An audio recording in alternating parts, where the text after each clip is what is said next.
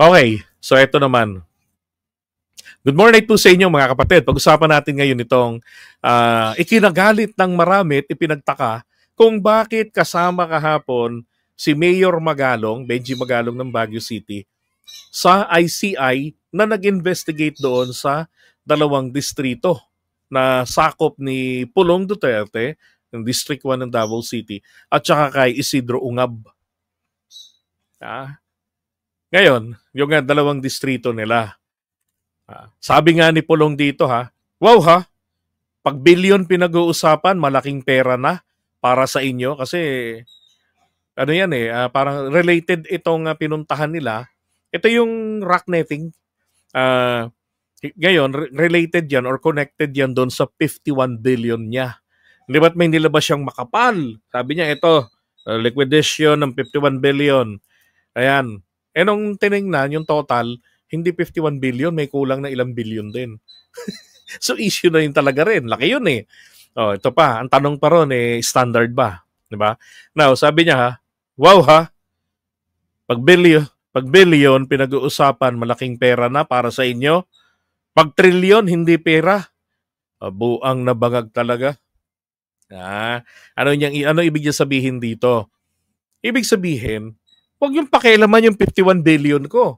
Ang pakialaman nyo, trillion. 1 trillion na ang nabuhos ang nagastos ng gobyerno natin. Kabilang ka ron eh. Kabilang yung 1 trillion mahigit na nagastos na pondo dyan sa flood control. Yung 51 billion mo. 'Di ba? Hindi magkakaroon ng trillion kung walang billion. Sabi nga hindi mabubuo ang 100 kung walang mamera o kung walang piso, 'di ba? Ibig sabihin, huwag niyong pansinin tong 51 billion. Wala naman tayong single few projects ng flood control, 'di ba? Na nagkakahalaga ng 1 trillion. Kabuuan 'yun eh. Siyempre, yung mga taga-batis ng kamangmangan, nga naman, tama nga naman. 'Di ba? Ba't kayo mag-focus sa maliit na halaga? 51 billion maliit. Basta Duterte kumana, maliit, 'di ba? Eto nga kahapon, nagtaka rin ako rito. Bakit perong media advisory inspection of DPWH projects by kay DPWH USEC Arthur Bisnar, ICC Special Advisor General Azurin, and Magalong. Yan, multiple locations to be inspected. Media can follow the inspection team. Diba? Then binigay yung coordinates. Yan, sa pangyan. So, ito sila. So maraming mga nagtataka, bakit kasama pati ako nagtaka, bakit kasama si Azurin? Ngayon, naalala ko po, hindi ba't may nginangal-ngal si dating Senator Trillanes na tungkol sa mga rock netting na nalalaman nito ni Magalong, yun dyan sa norte. Nako, hindi ho kaya ginawa ito ni Magalong para ikanta na, ituro na. Etong rock netting din na naging proyekto rin ng nakaraang administrasyon diyan sa Davao, sa lugar ni Pulong at saka nito ni Ungab. And then may nakita rin sila na flood control doon na less than 2 years may damage na. Sabi dito ng balita,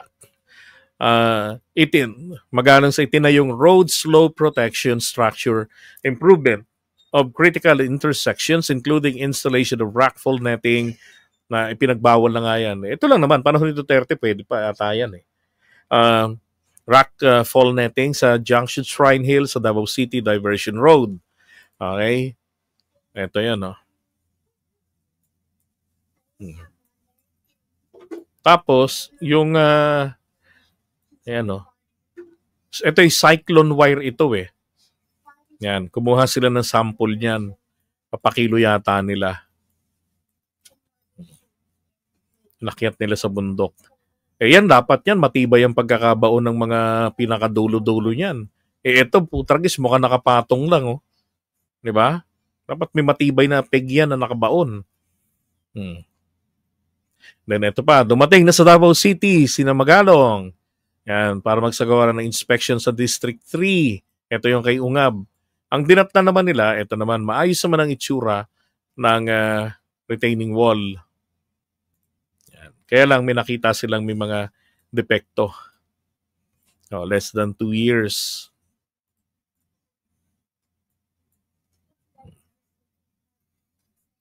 Ano to? Ba't may gulong? Okay, nakiyat nila. Ops, mamaya na yan. Ito yung marami lang nainis dito eh.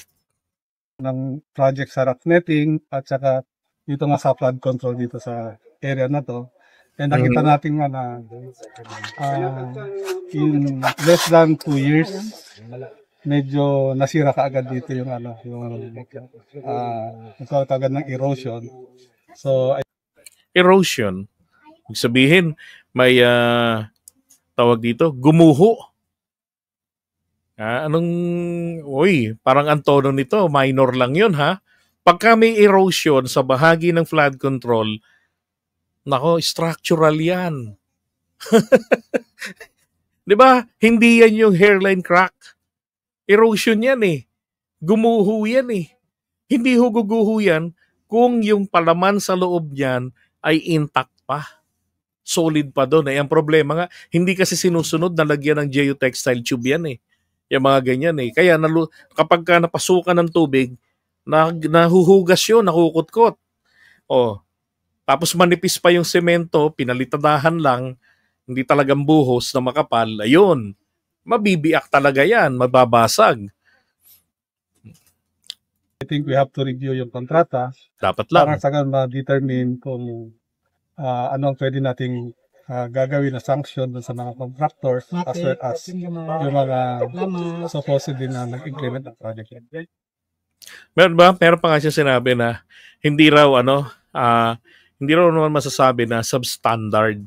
Anak ng putya, 2 years. Yun yung pinagawa ni Apo Lakay rito. Bago pa ako mag-kinder. Siguro nag-kinder ako 1981. 80s pa lang, sinimulan na yung flood control dito sa amin. Wala naman damage eh. Yung mga malalaking batong magkakapatong-patong yung pagano ng korte. Ang taas-taas nun. Walang guho-guho, walang sira-sira. Ilang dekada na yon. Eto, di ba?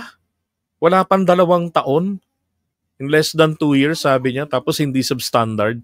Yun ang kalokohan doon. However, going back to Magalong, yan ang ginawa niyang pagsama dyan, ikinainis po yan ng mga DDS. Okay lang.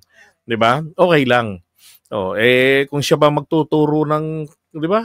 Kasi marami nagtataka. Bakit kasama ni Azurin etong si Magalong? Pareho silang pulis.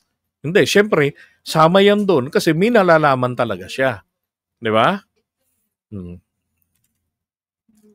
At si Pulong, ang gusto niyang mangyari ay konsintihin yung kanyang 51 billion, huwag pansinin, tutukan na lang ng pamahalaan, yung malaking halaga, yung 1 trilyon na nagastos, kalukuhan.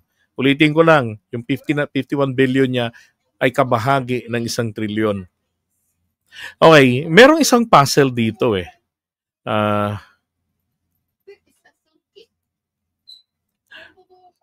Sabi ko nga bakit doon kagabi sa live ni Benji Contreras, ba't ba naman kasi pulis ang nilagay ni PBBM? Di ba? Sana mga katulad ni Manoy Benji, mga civil engineers, yung talagang mga nakakaintindi. Nakita mo nang may gumuho ng party, sabihin pa, hindi naman natin masabing substandard. Kailan mo malalamang substandard? Pag yung kinakatayuan mo, biglang gumuho. Ay, nako.